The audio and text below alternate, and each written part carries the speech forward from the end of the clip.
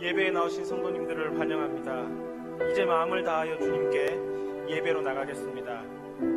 보라, 우리가 굽혀 경배함으로 우리를 지으신 여호와 앞에 무릎을 꿇자. 그는 우리의 하나님이시요 우리는 그가 기르시는 백성이며 그의 손이 돌보시는 양이기 때문이라. 이스라엘아 들으라. 우리 하나님 여호와는 오직 유일한 여호와시니 너는 마음을 다하고 뜻을 다하고 힘을 다하여 내 하나님 여호와를 사랑하라. 아멘. 아멘. 저희들의 믿음까지도 지켜주시는 하나님 아버지, 주의 선하심과 인자하신 아버지 하나님의 은혜를 감사드립니다. 내일을 알지 못해 항상 불안하고 두려운 저희들을 확실한 주님의 이끄심으로 보살펴 주시고 보잘것없는 저희 삶을 아름답게 만들어주시는 주님을 찬양합니다. 지난 한 주간 동안 나약한 저희들의 믿음을 붙들어 주시고 저희들의 아버지가 되어 주셨음을 감사드립니다. 주님의 사랑을 받기에 너무나 부족하고 보잘것없는 저희들을 긍휼히 여겨 주셨습니다. 큰 자비를 베풀어 주셔서 저희들이 주님 앞에 이렇게 다시 서게 되었습니다. 주님을 진심으로 예배하며 주님 앞에 서 있는 저희들은 오직 주님밖에 삶의 소망이 없음을 고백합니다. 저희들의 능력과 경험을 의지하며 그렇게 열심히 살아왔지만 실패와 아픔과 고통만이 가득할 뿐입니다. 주님 앞에 선 이 시간, 주님 없이 저희들의 방법으로 달려온 저희 인생이 얼마나 힘들고 고통스러웠는지 고백하오며 오직 주님밖에는 저희들의 삶을 인도하실 분이 없음을 고백하오니 저희 삶의 주인 되어주시고 주님의 말씀으로 저희를 새롭게 하여 주옵소서. 주님께 드리는 이 예배가 저희들의 삶을 이끄시는 주님을 인정하고 고백하는 시간이 되게 하시고 저희들의 모든 것들을 맡겨드리기를 결심하는 시간이 되게 하여 주옵소서. 무한하신 자비와 긍휼을 베푸시는 하나님 우리 아버지, 저희들에게 변함없으신 사랑과 은혜를 베풀어 주셨지만 저희들은 여전히 죄와 허물을 떠나지 못했습니다. 주님께서 베풀어 주신 사랑에 응답하지도 못하고 도리어 저희를 향하신 하나님의 음성을 외면한 채 살아왔습니다. 저희가 행한 죄와 허물을 통한히 여기며 오직 주님만이 저희의 죄를 사하시며 긍휼을 베푸시는 주님이심을 고백하오니 하나님 우리 아버지의 자비하심으로 저희들을 용서하여 주옵소서. 다시는 세상 속에서 믿음을 잃어버리지 않게 하여 주옵소서. 예수 그리스도 이름으로 기도드리오며 이제 저희의 삶을 돌아보며 주님과 저만이 아는 죄를 자매옵나이다.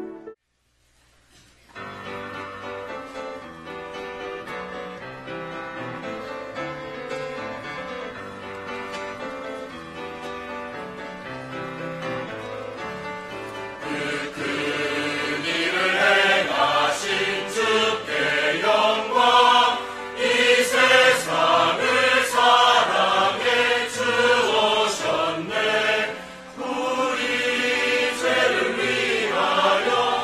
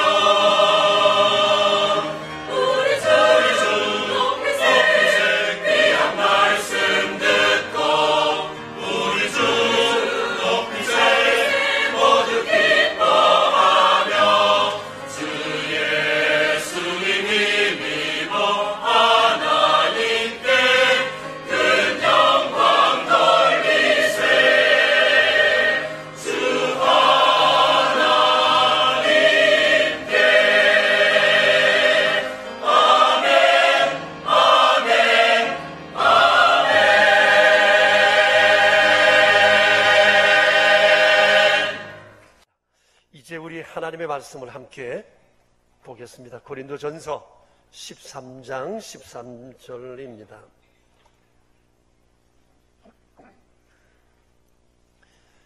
이는 살아계신 하나님의 말씀입니다. 이제 우리 함께 주의 말씀을 받들어 읽겠습니다. 그런즉 믿음, 소망, 사랑 이 세 가지는 항상 있을 것인데 그 중에 제일은 사랑이라. 아멘. 여러분은 신문을 정기 구독하시는지요? 요즘은 포털 사이트나 SNS 등 인터넷 매체를 기반으로 하는 이런 것들이 많이 발달되면서 종이신문을 보는 분들이 많이 줄었다고 합니다. 근데 저는 종이신문을 열심히 구독합니다. 몇 개를 보고 있는데 신문을 통해서 얻는 유익은 이루 말할 수 없이 큽니다.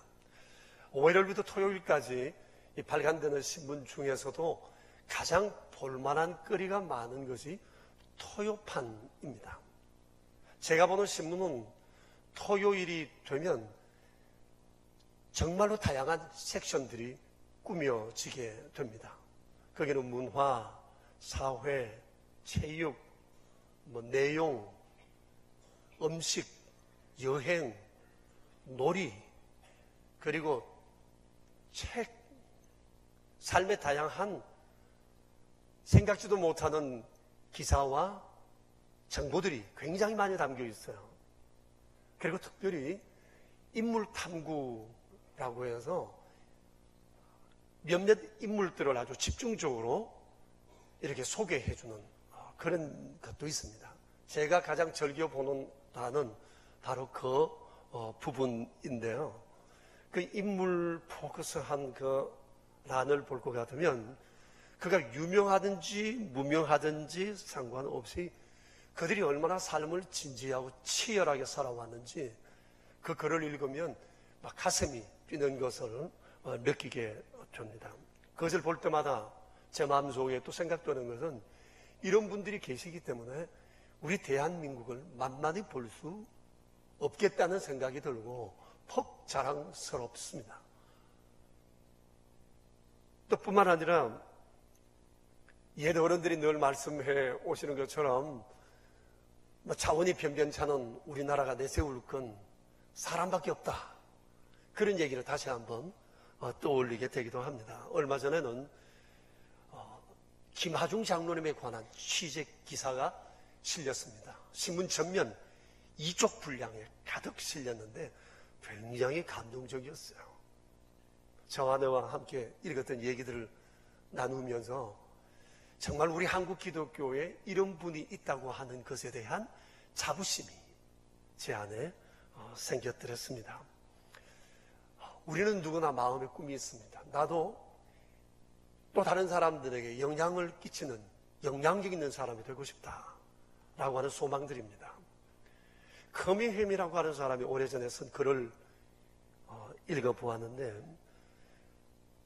성공하는 사람들은 성공하는 이유가 있다는 거예요.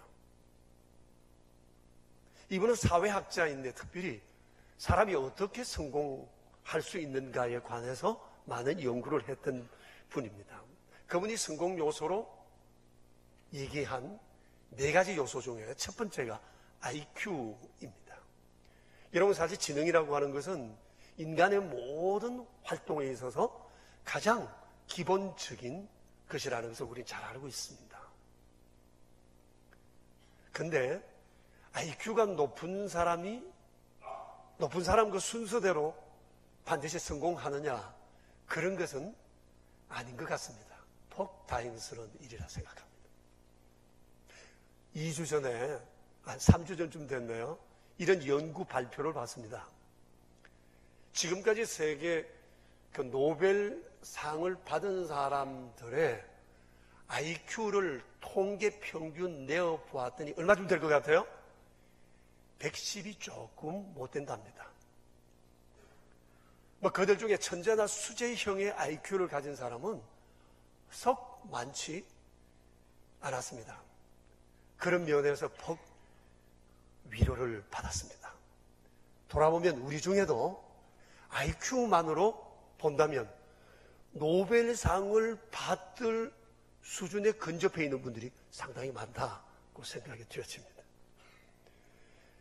IQ가 안 좋다는 것이 그리 문제가 될 건 아닌 것 같아요. 우리 아이들이 머리가 좀 덜 좋다는 것에 대해서 걱정할 일도 아닌 것 같습니다. 아무튼 성공의 요소에 있어서 그리 썩 높지 않아도 일단 기본적 지능, 이것은 매우 필요하다라고 하는 겁니다. 두 번째는 지식입니다. 다시 말하면 IQ가 좋아도 공부하지 않으면 안 된다, 그런 얘기겠죠. 여러분, 컴퓨터를 한번 생각해 보세요. 하드웨어는 준비되었는데 소프트웨어가 없다면 컴퓨터는 이 사람 안 합니다. 그래서 소프트웨어를 미리미리 준비해서 입력시켜 놓아야 하는 겁니다. 문제는 미리미리 한다는 게 중요합니다. 성공하는 사람들은 대부분 미리 합니다. 미리 공부합니다. 꾸준히 공부합니다. 유비무환입니다. 그렇게 항상 자기 나름대로의 소프트웨어를 잘 관리를 하고 공부를 해서 준비했다가 때가 되면 그것이 아름답게 서여지게 된다는 겁니다. 셋째는 기술이 있어야 한다는 거예요. 기술이라고 하는 것은 지식을 활용하고 응용하는 능력을 말합니다. 예컨대 자동차 운전은 잠깐이면 배웁니다. 그런데 이것을 능숙하게 하려면 1년은 좋게 운전을 부지런히 해야 한다는 거예요. 여러분, 공부도 그렇습니다. 어떤 사람은 머리도 좋고 공부도 많이 했어요. 근데 아는 것을 제대로 정리를 못해서 시험 점수는 잘 안 나와요. 어떤 사람은 집에 가면 책도 많아요. 책도 많이 읽은 것 같아요. 근데 발표를 잘 못합니다. 다시 말하면 지식을 써먹을 줄 모른다는 거예요. 활용 능력과 기술이 부족하다는 거예요. 이 일에서 좀 훈련이 제대로 못했다고 볼 수가 있습니다. 우리 옛말에도 구슬이 서말이라도 뼈야 보배라는 얘기가 있잖아요. 지식, 습득 중요합니다. 그러나 활용하는 능력을 기르는 이 기술, 이 또한 매우 중요하다고 하는 겁니다. 근데 중요한 건 넷째입니다. 성공 요소 가운데 가장 중요한 게 자세가 좋아야 한다는 겁니다. 삶의 태도나 마음가짐을 얘기하는데 이것이 성공에 차지하는 비율이 어느 정도냐? 93%라고 얘기를 했어요. IQ가 아무리 좋고 지식이 좋고 기술이 좋아도 삶의 자세가 나쁜 사람에겐 그 모든 것이 소용이 없다고 하는 겁니다. 반대로 세 개 요소가 다른 사람보다 좀 떨어져도 자세가 좋으면 그 사람은 성공할 가능성이 매우 높다는 것이 사회학에서 본 성공 요인에 관한 분석이라고 말할 수가 있습니다. 가끔 우리는 이런 얘기를 들어요. 저 사람은, 저 집구석은 돈 때문에 망했다. 그런 얘기를 우리가 종종 해요. 가난할 때는 그 집이 참 화목했는데 돈이 좀 생기고부터 그 집이 불화해요. 가정에 충실하지 못해요. 행실이 나빠져요. 자, 그런데 여러분 엄밀히 생각해 보세요. 돈이 있어서입니까? 아닙니다. 돈이 무슨 죄가 있어요? 돈을 사용하는 돈에 대한 자세가 나빴어요. 돈이 왜 있는지, 돈을 어떻게 유용하게 사용해야 되는지를 모르기 때문에 그런 일이 생깁니다. 어떤 사람은 건강할 때는 그냥 평범했는데 건강을 잃고 난 다음에 아주 유능해지고 고상해지는 사람이 많습니다. 삶에 대한, 인생에 대한 보는 눈이 달라지면서 삶의 태도가 달라졌기 때문에 그렇습니다. 자세가 나쁜 사람은 성공할 확률이 매우 낮다는 거죠. 제가 신문에서 본 수많은 인물들도 한결같이 자세가 좋습니다. 공부하는 자세, 사람을 대하는 자세, 일을 대하는 자세, 일을 보는 시각들, 대화하는 자세, 얼굴 표정, 이런 것들이 정말 다르더라고요. 아무튼 우리가 영향력 있는 성공적인 삶을 살려고 하면 자세가 중요하다. 삶의 태도가 성공의 93%를 차지한다는 것을 우리가 기억하고 좋은 자세를 만드는 일에 우리가 훈련을 거듭해야겠다 생각합니다.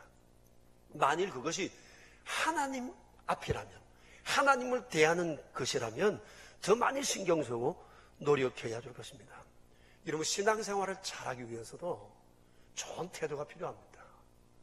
그것이 믿음, 소망, 사랑입니다. 오늘 성경 말씀은 그것에 대해서 말씀하고 있습니다. 믿음, 소망, 사랑은 항상 있어야 될 것인데 그 중에 제일은 사랑이라고 그래요. 아주 유명한 성경 구절이잖아요. 성도가 세상을 살아갈 때 어떻게 살아가야 하나라고 하는 것을 아주 함축적으로, 성도의 삶의 자세를 아주 함축적으로 얘기해 놓은 것이 본문이에요. 믿음, 소망, 사랑이라는 겁니다. 우리는 하나님께 구하는 것이 아주 복잡합니다. 그런데 하나님이 우리에게 구하시는 것은 의외로 단순합니다. 그래서 믿음, 소망, 사랑이에요. 이것이 하나님이 내게 원하시는 거예요. 우리가 믿음의 사람이 되고 소망의 사람이 되고 사랑의 사람이 되는 것입니다. 좀 전에 사회학적으로 본 삶의 성공 요소 4가지를 얘기했는데 이 4가지만 있으면 성공할 가능성이 매우 높습니다. 그런데 우리가 영원히 잘 되려고 하면 믿음, 소망, 사랑을 그 위에 갖추어야 합니다. 믿음, 소망, 사랑은 이 세상에서도 잘 될 뿐 아니라 영원히 잘 되는 삶의 중요한 요소가 되기 때문입니다. 그런데 여러분, 중요한 것은 믿음, 소망, 사랑이 항상 있어야 할 거라는 얘기입니다. 항상 있을 것인데 라는 이 단어의 시제는 현재형입니다. 믿음, 소망, 사랑이 지금 내게 있어야 된다는 겁니다. 나도 왕년엔 그랬어. 소용없어요. 앞으로 나는 그렇게 살 거야. 결심 수백 번 소용없어요. 중요한 것은 지금 내게 믿음이 있느냐, 지금 내게 소망이 있느냐, 지금 내게 사랑이 있느냐, 지금이 중요한 것입니다. 여러분, 믿음, 소망, 사랑은 인간관계나 가정에서나 모든 공동체를 운영해가는 사람들이 다 갖추어야 할 중요한 삶의 요소라는 것을 우리가 기억해야 합니다. 그래서 믿음, 소망, 사랑을 앞으로 석주에 관해서 한 주제씩 우리와 함께 묵상하려고 합니다. 오늘은 믿음에 관해서 묵상하려고 합니다. 히브리서 11장을 보면 성경에 나타난 유명한 인물들의 이름이 쭉 기록되어 있습니다. 대충 세어보면 한 30분쯤 됩니다. 그런데 이 11장 내용 안에 30명을 소개하면서 그들의 삶의 중요한 순간에 그들이 어떻게 살았는가에 대해서 아주 짧게 요약해 놓은 것이 있습니다. 다시 말하면 그 인생의 터닝 포인트가 되었던 계기, 삶의 자세가 어떠했는가에 관한 얘기가 있는데 한 30명의 공통된 삶의 태도를 주님 이렇게 얘기를 하십니다. 믿음으로 살았다는 거예요. 그들은 믿음으로 살았다. 이게 한마디예요. 그래서 하나님이 그들과 함께 하나님께서 원하시는 일들을 이루셨다는 얘기입니다. 그 사람은 믿음으로 살았다. 주님 그렇게 말씀하세요. 여러분, 이보다도 더 큰 칭찬은 없다고 생각합니다.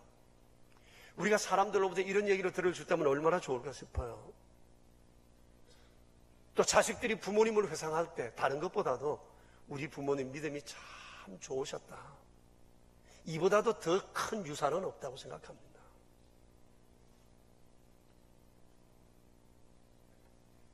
물고기가 아니라 낚싯대를 손에 들려주라는 얘기 우리가 잘 알잖아요. 탈무드에 있는 유명한 얘기입니다.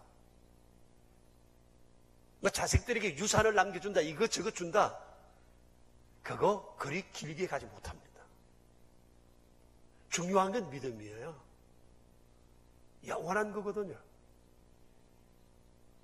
자식이 볼 때 우리 부모님은 참 믿음으로 살다 가셨다, 이거 하나만 새기면 평생 자기가 어떻게 살아가야 할지 길, 방향이 딱 정해질 수 있기 때문에 그렇습니다.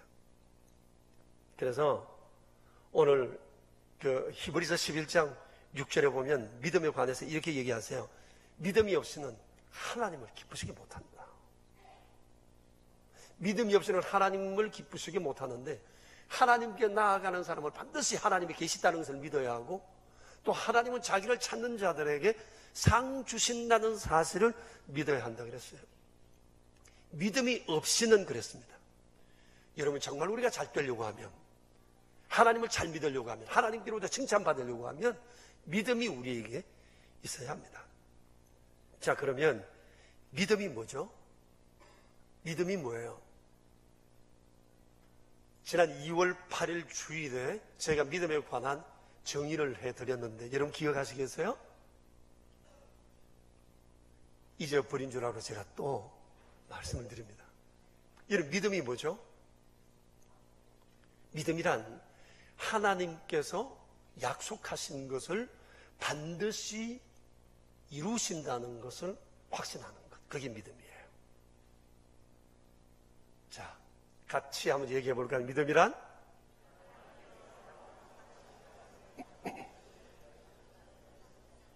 예, 하나님께서 약속하신 것을 반드시 이루신다는 것에 대한 확신입니다. 하나님의 약속은 이 성경 안에 가득 들어 있습니다. 여러분, 성경을 볼 때 하나님의 약속이 뭐냐를 생각하며 봐야 돼요.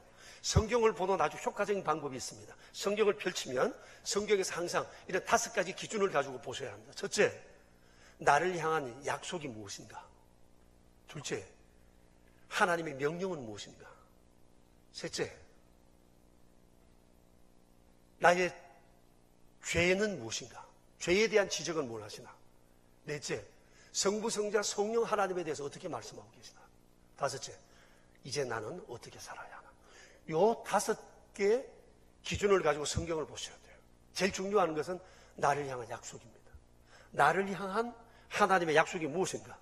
이걸 우리가 늘 생각해요. 성경에는 이게 너무너무 많이 있어요. 이렇게 하나님의 약속을 붙들고 믿음으로 산 사람, 그러면 우리가 제일 먼저 떠오르는 사람이 이 아브라함입니다. 아브라함을 믿음의 조상이라고 하는 이유가 있어요. 아브라함은 하나님이 약속하신 바를 이루실 줄로 믿고 확신하고 하나님만 따라 살았던 사람입니다. 그래서 아브라함이 칭찬을 받았습니다. 여러분 아시죠? 아브라함이 75살 되었을 때 하나님께서 그에게 나타나셔서 말씀하셨습니다. 내가 너로 큰 민족을 이루고 내게 복을 주어 내 이름을 창대케 할지니 너는 복이 될지라. 너를 축복하는 자를 내가 축복하고 너를 저주하는 자를 내가 저주하리니 땅에는 모든 족속이 너로 말미암아 복을 얻게 될 것이다. 하나님께서 아브라함의 장래에 대해서 너무너무 좋은 약속을 하셨어요. 그런데 하나님께서는 이 말씀과 동시에 이렇게 또 말씀하셨습니다. 그러므로 너는 너의 본토 친척 아비 집을 떠나 내가 내게 보여줄 땅으로 가라 그랬습니다. 자, 보세요. 보여준 땅이 아니고 보여줄 땅이에요. 보여줄 땅입니다. 아직 보질 못했어요. 한 번도 보질 못했어요. 어디라고도 말씀하지 않으셨습니다. 네가 한참 가다 보면 거기에 이런저런 지형 지물이 있을 거다. 바로 거기다. 이런 말씀도 없으셨어요. 내가 내게 보여줄 땅으로 가라고 말씀하셨습니다. 자, 근데요, 아브라함이 주의 이 말씀 들었을 때 한마디도 토를 달지 않고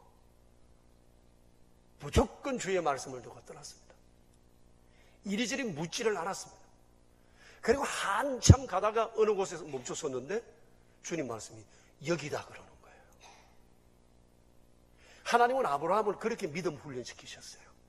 그의 신앙 100년 동안 믿음 훈련 그렇게 시키셨어요. 여러분, 믿는다는 것이 그렇잖아요. 손에 잡히고 눈에 보이고 딱 확신해서 행동한다면 그게 믿음이 아니죠. 믿음이란 보이지 않지만, 손에 잡히지 않지만 하나님을 믿고 하나님의 말씀을 믿고 하나님을 따라가는 것, 그게 믿음인 거예요. 그렇기 때문에 하나님 보여주세요, 들려주세요, 내가 확신을 주세요, 이 기도는 쓸데없는 기도입니다. 그건 믿음의 기도가 아니에요.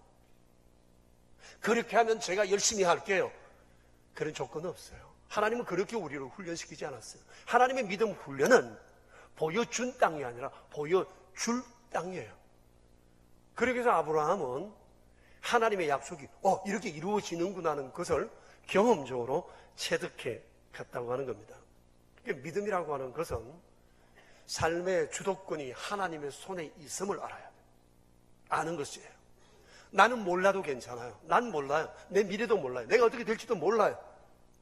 중요한 것은 하나님이 내 인생을 주도적으로 끌고 가신다는 사실을 믿는 일에 조금도 흔들리지 않은 것, 이것이 진정한 믿음이라고 하는 겁니다. 물론 될 대로 되라는 식은 결코 아니에요. 하나님이 여기 나와 함께 하시고 내 인생길에 방향이 되시고 반드시 내 가는 그 길에 하나님의 뜻이 있다고 믿고 날마다 주께 의지하고 주님께 물으며 살아가는 거죠. 이렇게 아브라함이 믿음으로 살았는데 그에게도 허물이 있었습니다. 결정적인 실수도 했습니다. 믿음으로 산다고 했지만 제대로 믿음대로 살지 못한 적도 있었습니다. 순종한다 하면서 넘어지기도 했습니다. 그런데 그가 넘어졌지만 실수했지만 하나님이 못 믿어서 그랬던 적은 한 번도 없습니다. 아브라함은 하나님을 절대적으로 믿었습니다. 하나님을 믿었지만 육신인지라 내가 연약해서 흔들려 넘어졌을 뿐이지 아브라함은 하나님을 믿고 또 믿었어요. 이성과 지식과 감정과 자기의 마음을 다 내려놓고 하나님께서 약속하신 그것만을 바라보고 따라갔다고 하는 겁니다. 아브라함은 입으로 믿은 것이 아니라 철두철미 순종했습니다. 하나님은 연약함에도 불구하고 넘어짐에도 불구하고 하나님만 믿고 따라가는 이 아브라함이 너무너무 이뻐서 그의 모든 허물을 다 덮어주셨습니다. 그를 용서해 주셨고 죄를 가리워 주셨고 그리고 아브라함은 믿음으로 의롭다 여김을 받는 믿음의 조상이 되었어요. 그러니까 아브라함은 하나님을 향한 믿음의 태도가 참 좋았던 사람이다. 뭐 있어서 믿은 것이 아니라 하나님만 믿고 살았다는 겁니다. 그래서 하나님께서도 이렇게 믿음 좋은 아브라함을 보고 아브라함을 믿고 아주 비밀스러운 얘기까지 다 나누셨어요. 그게 소돔과 고모라 성의 미래에 관한 얘기였어요.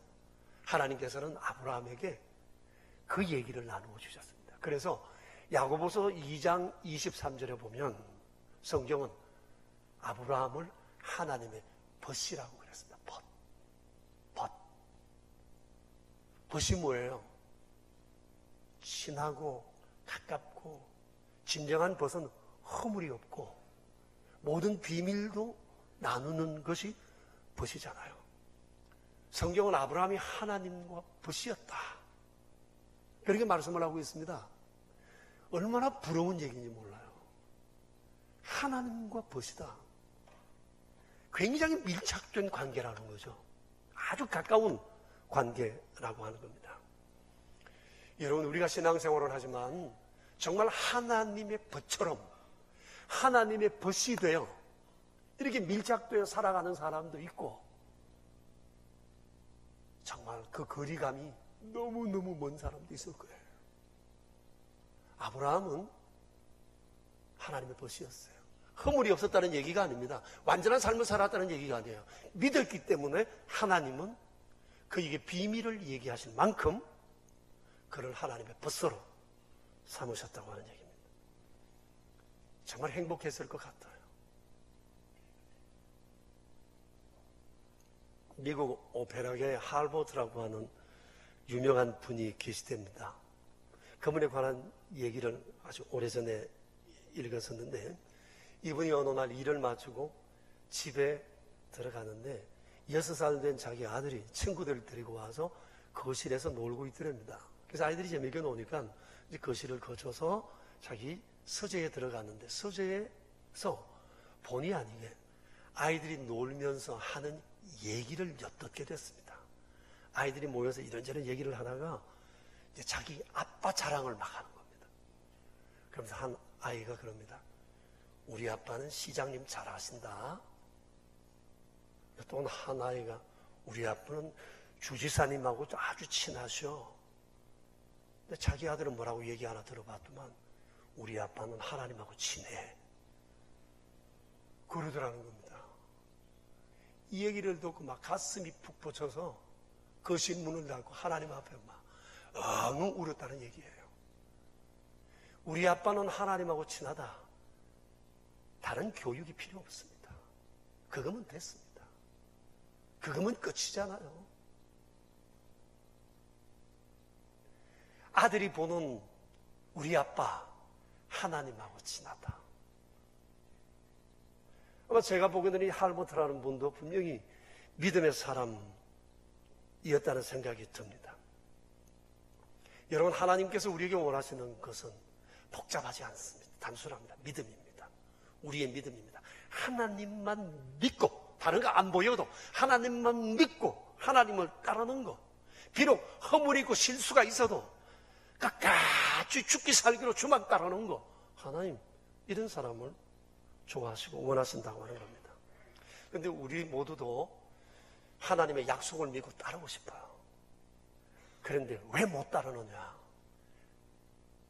하나님이 약속을 주신 이 의도에 대한 확신이 없기 때문에 그래요. 여러분, 하나님께서 우리에게 약속을 주신 의도가 뭐일 것 같아요? 어떤 사람은 예수님 믿고 굉장히 부담스럽대요. 하라는 말도 말씀도 많고 이것저것 해서 좀 이럴 것 같아서는 내가 좀 죽을 때쯤 돼서 믿을 걸, 진작 믿어가지고 그래 고생 많이 한다고 생각하는 분들도 있는 것 같아요.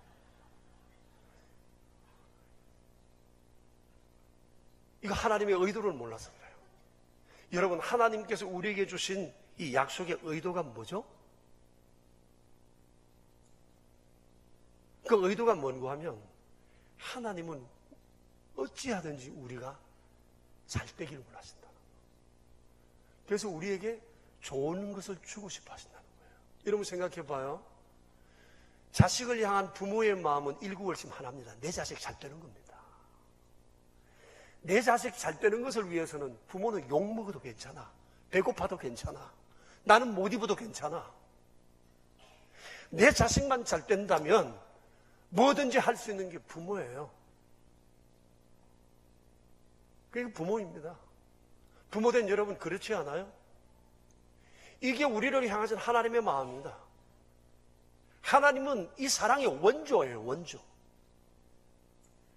우리를 향하신 하나님의 의도는 우리의 인생을 부담스럽게 하시기 위한 것이 아니라 잘 되게 하기 위해서, 이걸 위해서 어떻게 하든 여러 좋은 것 주고 싶어 하시는 것이 우리 하나님이시라는 겁니다. 몇 군데 성경 구절을 함께 보겠습니다. 띄우겠습니다.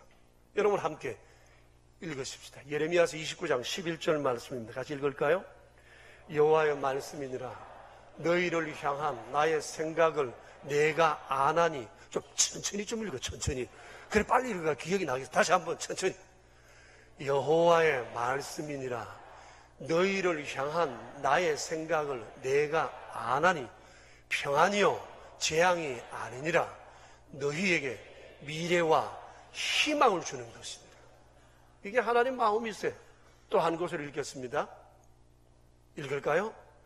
너희가 악한 자라도 좋은 것으로 자식에게 줄 줄 알거든 하물며 하늘에 계신 너희 아버지께서 구하는 자에게 좋은 것으로 주시지 않겠느냐. 뭐가 더 필요해요? 이 정도로 보장하시는데 또 볼까요? 자기 아들을 아끼지 아니하시고 우리 모든 사람을 위하여 내어주신 이가 어찌 그 아들과 함께 모든 것을 우리에게 주시지 아니하겠느냐. 또 한 것을 봅시다. 우리가 알거니와 하나님을 사랑하는 자 곧 그 뜻대로 부르심을 입은 자들에게는 모든 것이 합력하여 선을 이루시느니라. 아멘. 여러분, 이것이 우리를 향하신 하나님의 마음이세요. 하나님은 우리가 잘 되기를 원해요. 그래서 좋은 거 주고 싶어 하세요. 우리가 진정 하나님의 벗으로 살기 원한다면 이 하나님에 대한 믿음을 가져야 돼요. 제일 못되는 것이 하나님 의심하는 겁니다. 불평하고 원망하는 겁니다. 우리가 붙잡을 건 오직 하나님 한 분, 그분의 약속이에요. 죽기 살기로 주의 말씀 붙들고 가면 여기다 보여줄 것이 보여지는 것으로 바뀌는 줄로 믿습니다. 영국의 스폴존이라는 목사님이 계십니다.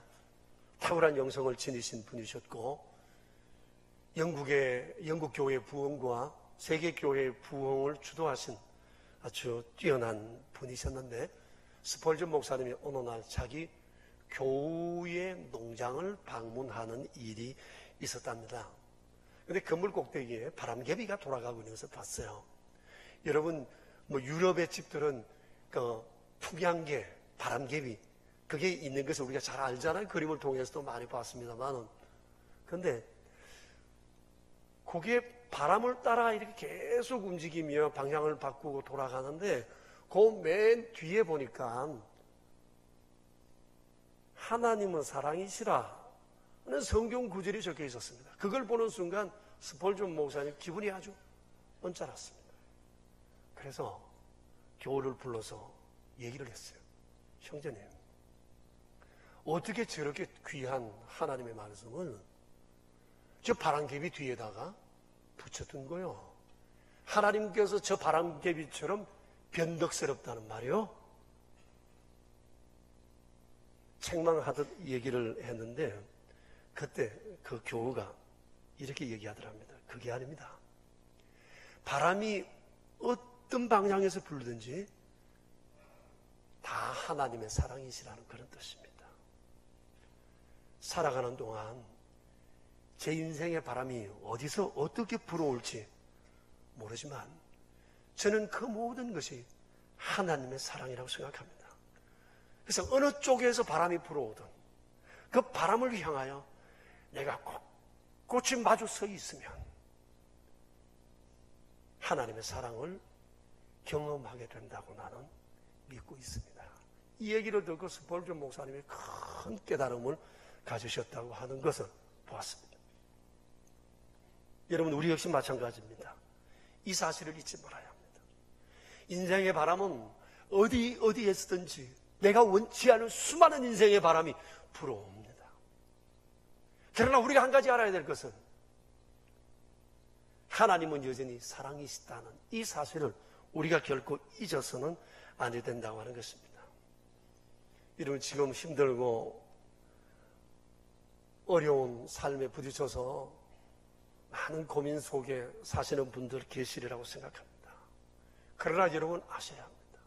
나를 향하신 하나님의 의도를 아셔야 됩니다. 하나님은 내가 잘 되길 원하시고 항상 나를 좋게 해주고 싶어 하신다. 여러분, 이 믿음으로 주님을 따르기를 바랍니다.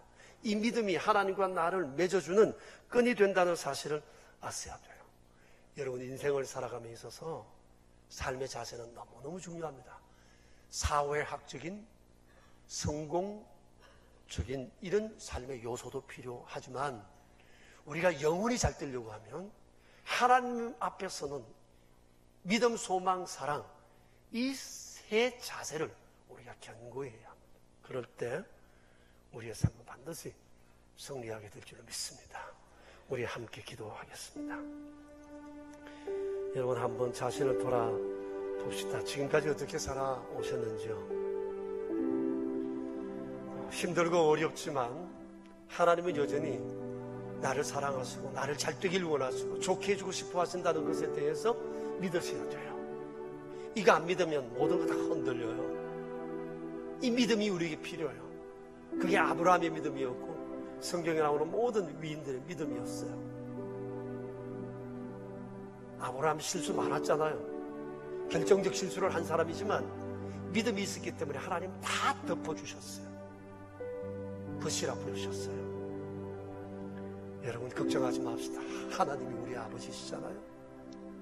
이 시간 주님 앞에 항상 내가 이 믿음 가지고 살겠습니다 다짐하며 나가도록 합시다. 함께 기도하겠습니다.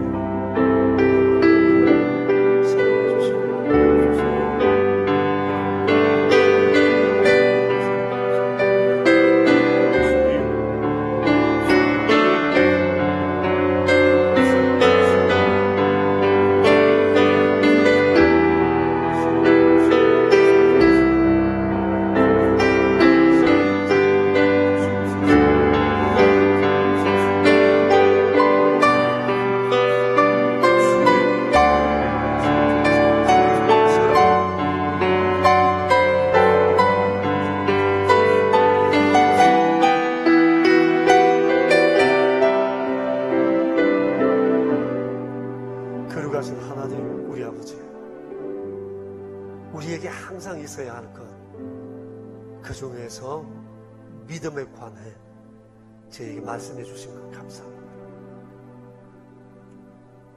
돌아보면 하나님은 늘 저희를 사랑하셨고 잘해주셨고 좋은 것 주고 싶어 하셨는데, 당장에 내가 원하는 것을 얻지 못할 때 우리는 하나님을 의심했고 원망하고 불평했던 때가 얼마나 많았는지 모릅니다. 주여, 우리가 세상에서 어떤 일을 만날지라도, 인생의 비바람이 어디서 어떤 모양으로 불어온다 할지라도 나를 향하신 하나님의 약속을 믿는 일에 조금도 흔들리지 않도록 저희를 붙들어 주시옵소서. 사랑하는 주님께서는 우리 명선의 가족들의 지금 형편들을 잘 알고 계십니다. 주님, 하나님의 약속을 기억할 수 있도록 말씀 주시고, 그 말씀 안에 힘없고 담대하게 세상 길 승리할 수 있도록 도와주시옵소서. 우리 구주 예수 그리스도 이름으로 기도합니다. 아멘. 이 시간 저희들이 크신 주님의 은총을 기억하고 예물을 구별하여 주님께 드립니다. 한 달 동안 저희에게 베풀어 주신 주님의 은총 중에 소득한 재물의 10분의 1을 구별하여 11조 예물로 바칩니다. 베풀어 주신 수많은 주님의 그 사랑을 감사하며 감사의 예물을 드립니다.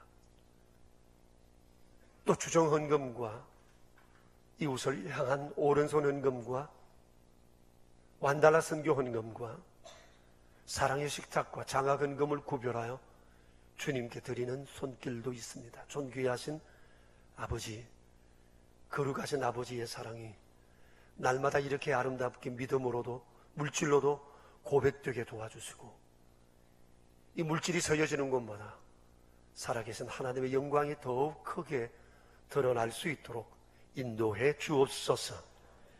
주 예수 그리스도 이름으로 기도드리오며, 이제는 길 되신 주 예수 그리스도의 은혜와 아들을 우리에게 주시기까지 저희를 사랑해 주신 아버지의 크신 사랑하심과 저희 안에 계셔서 날마다 저희를 믿음의 길로 이끄시는 성령님의 교통하심이 모인 저희 무리들과 명선의 모든 가족들과 주님의 몸 되신 교회 위에 이제로부터 영원히 함께 계시옵기를 간절히 축원하옵나이다.